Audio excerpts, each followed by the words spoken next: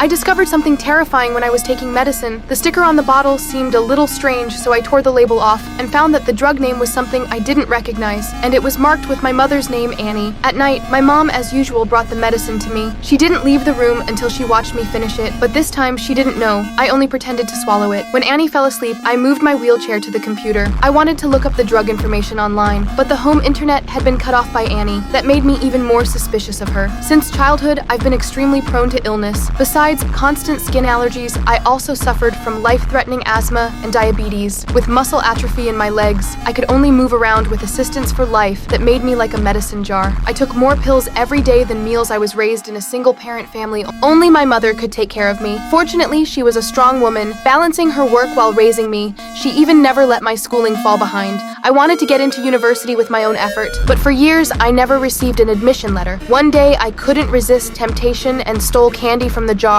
where my mom hid snacks. But inside, I found a medicine bottle. What puzzled me was the green capsules inside were the ones I'd been taking, but the label carried my mother's name. To dig out the truth, I took another bottle from the cabinet and found that all of them had fake labels. Realizing this, the pills in my hand felt like poison. I recalled during breakfast, my mom called a network technician who said they could only come by the end of the month. That meant she had also noticed something wrong, so she cut off the signal on purpose. One day while she wasn't watching, I secretly dialed the doctor's number and learned that the drug called Trimeth was for heart disease. I was indeed born with a heart condition, but it had long been stabilized through treatment, so why would my mother force me to keep taking it? When I felt confused, the doctor added that Trimeth capsules are actually red. That made me realize my mother had swapped the medicine. At dinner, I suggested going to the movies. She agreed without suspicion. While my mother was waiting, I secretly hid several kinds of medicine in my pocket. Then I started planning how to expose my mother. Soon we arrived at the cinema. While she was focused on the film, I excused myself saying I was going to the restroom, but actually slipped out to a nearby pharmacy. There, I found many people waiting in line. Anxious, I used my disability status to cut ahead and asked the pharmacist about the green capsule. At first, she said it was private and couldn't be told. So I pretended it was a game I was playing with my mom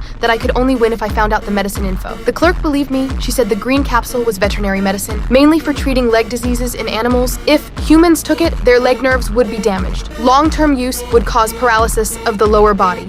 And what would happen if you gave a human being lidocaine? What kind of a question is that?